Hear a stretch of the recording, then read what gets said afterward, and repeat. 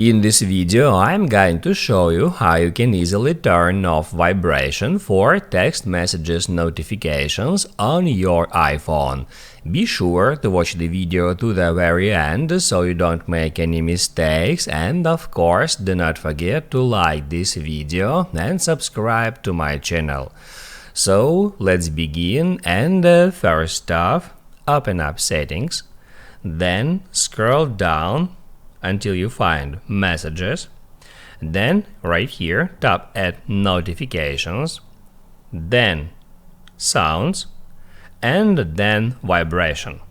And that's where you can turn off vibration for text messages on your iPhone. Just hit where it says None at the bottom of the screen. That's it. Now you can write down in the comments below if you have any questions about the tutorial, and also I recommend you to check out my iPhone tutorials playlist, which you can easily find in the description. Hit the like button if you liked that video, and see you in the next one.